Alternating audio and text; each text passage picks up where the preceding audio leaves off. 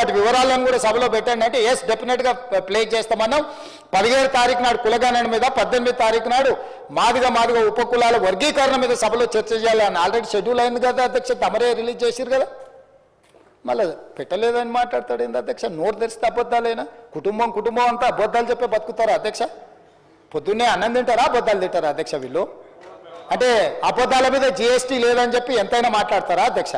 ఈసారి కలిసినప్పుడు మా మహేశ్వర్ రెడ్డి గారిని రిక్వెస్ట్ చేస్తున్నాం, మోడీ గారిని అడిగి అబద్ధాల మీద కూడా ట్యాక్స్ పెట్టండి జిఎస్టీ అని చెప్పి అబద్ధాలకు కూడా జిఎస్టీ వేస్తే కానీ వీళ్ళు అబద్ధాలు మానేటట్లేరు అధ్యక్ష. ఎందుకంటే ఇంత అడ్డగోలు అబద్ధాలు ఏంది అధ్యక్ష? ఎక్కడి విధానం ఇది? అందుకే కులగణన మీద, మాదిగ ఉపకులాల వర్గీకరణ మీద, 30-35 సంవత్సరాల వర్గీకరణ మీద, 100 సంవత్సరాల కులగణన మీద ఉన్న సమస్యలకి మా ప్రభుత్వం శాశ్వతమైన పరిష్కారం చూపించింది. అదే విషయాన్ని గవర్నర్ గారు తన ప్రసంగంలో పొందుపరిచిండు అధ్యక్ష. ఆ విషయాలను ప్రస్తావించిండు. ఇదొక గొప్ప విజయము, ఇదొక సామాజిక పరివర్తన.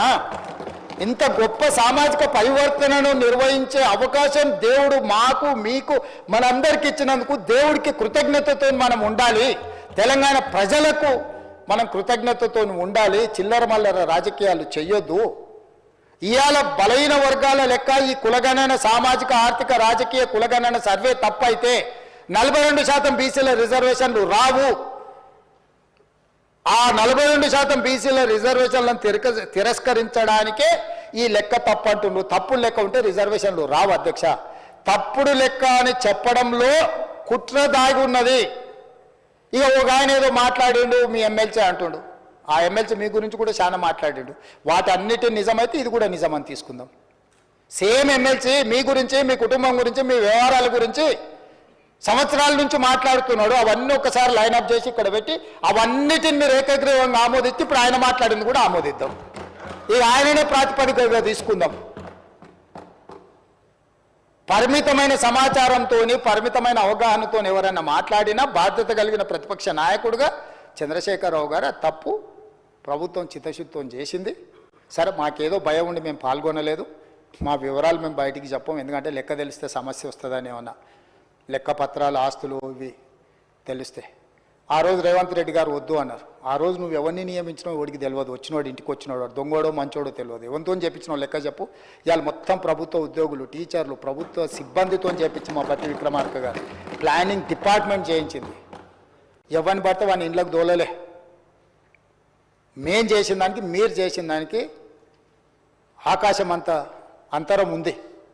మేము పక్కాగా పకడ్బందీగా ప్రభుత్వ ఉద్యోగస్తులను పెట్టి చేసినాం. నువ్వు చేసిన వాళ్ళు ఎవరో వివరాలు చెప్పు. 12 గంటలలో ఇన్ని కోట్ల మందిని లెక్కలు రాసుకొచ్చిన వాళ్ళ వివరాలు ఏడునో చెప్పు. ఇవాళ ప్రతి ఎన్యూమరేటర్ వివరాలు మా బట్టి గారు ఇస్తారు. ప్రతి డేటా ఎంట్రీ ఆపరేటర్ వివరాలు ఇస్తారు. దాదాపుగా 1,40,000 మంది ప్రాసెస్లో భాగస్వామ్యమయ్యారు.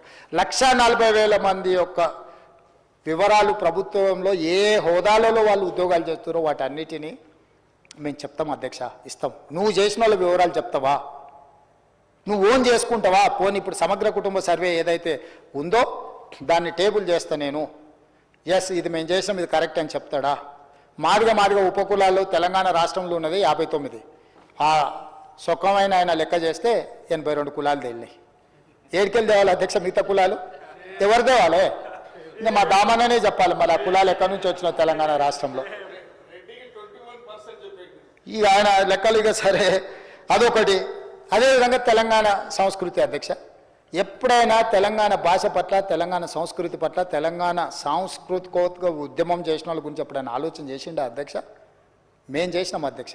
అందుకే తెలంగాణ ఉద్యమంలో సమిధలైన తెలంగాణ ఉద్యమాన్ని ఉవ్వెత్తున ప్రజలలోకి తీసుకెళ్లిన గొప్ప వ్యక్తులను గుర్తించి, ఆ గొప్ప వ్యక్తులైన గద్దర్, గూడ అంజయ్య, బండి యాదగిరి, అందేసు